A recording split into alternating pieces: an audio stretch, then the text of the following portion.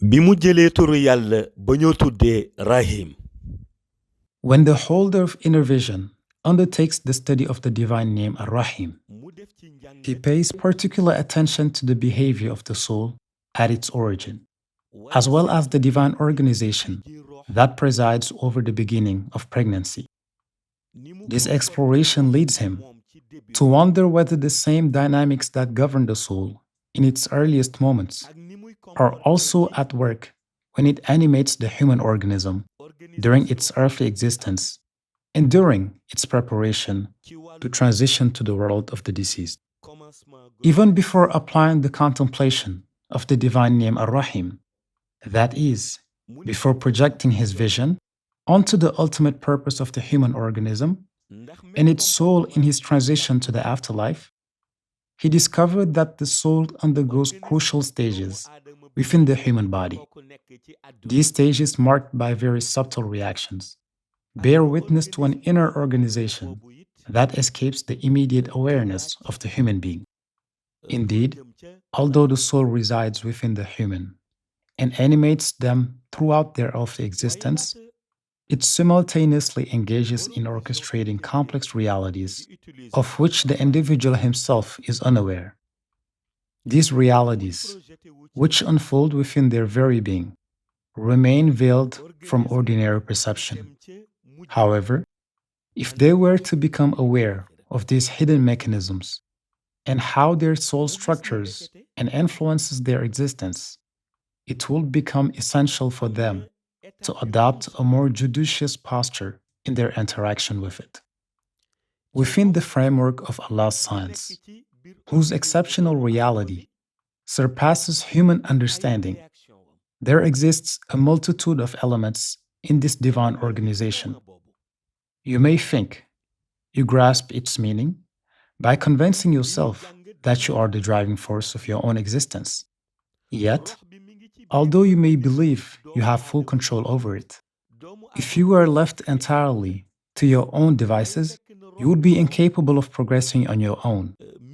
The soul, according to the philosophy of the Lord, was breathed into the human organism with a precise and immutable purpose. What you must understand about this is that the soul is integrated into the human organism to accompany it throughout its existence. However, this accompaniment is framed within an orientation toward divine mercy and the pleasure of the Lord. Thus, the soul, in accordance with the philosophy of your Lord, when He breathes it into you, is not done without purpose. Its role is to accompany and guide you toward divine mercy and approval. However, for this objective to be realized, the human organism must consent to fully submit to the injunctions and aspirations that the soul inspires within it each day. This is why the mystical masters teach that if you do not know the soul that resides within you, if you are unaware of what it desires and what it rejects, then your coexistence will inevitably be conflictual. Indeed, this is a mystical coexistence between the body and the soul, a subtle union where harmony can only be achieved through mutual understanding. For this coexistence to be favorable, it is imperative to grasp the soul's deep aspirations, decipher its desires, and recognize its inclinations. Since the soul accompanies the body throughout its existence, it is also incumbent upon the human being, through a conscious act of will, to accompany it. It is within this framework that the divine name Ar-Rahîm manifests, revealing the essence of this relationship between the soul and the organism. The holder of inner vision illustrates this reality through two significant examples. The first example is based on the observation of the human being and the role played by the soul that has been breathed into them. This soul manifests in a singular manner during a sacred moment between Salât al-Fajr and Salât al-Subh. This interval is so brief that one who performs these two consecutive prayers generally does not need to move, as their sequence is so rapid.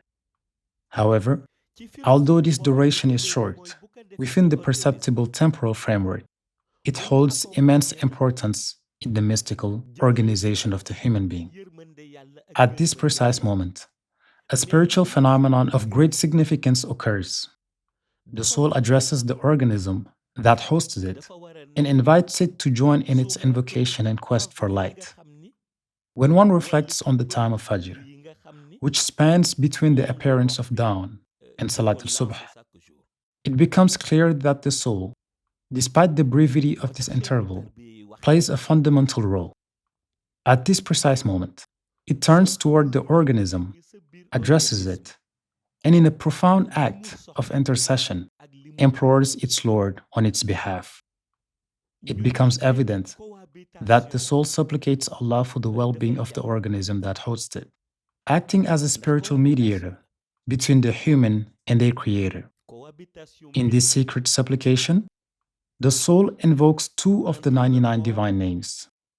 The first is al-Fattâh, and the second is Ar-Razzâq. During this sacred moment, the soul utters an esoteric formula whose numerical value amounts to the number 19.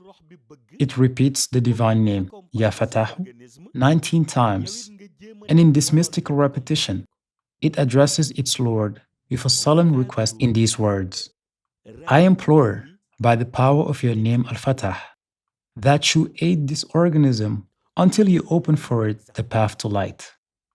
Thus, the soul implores Allah to infuse a divine strength into the human organism, so that the soul, through its spiritual power, may release its positive energy. Through this opening to divine light, the human being can then access an inner clarity.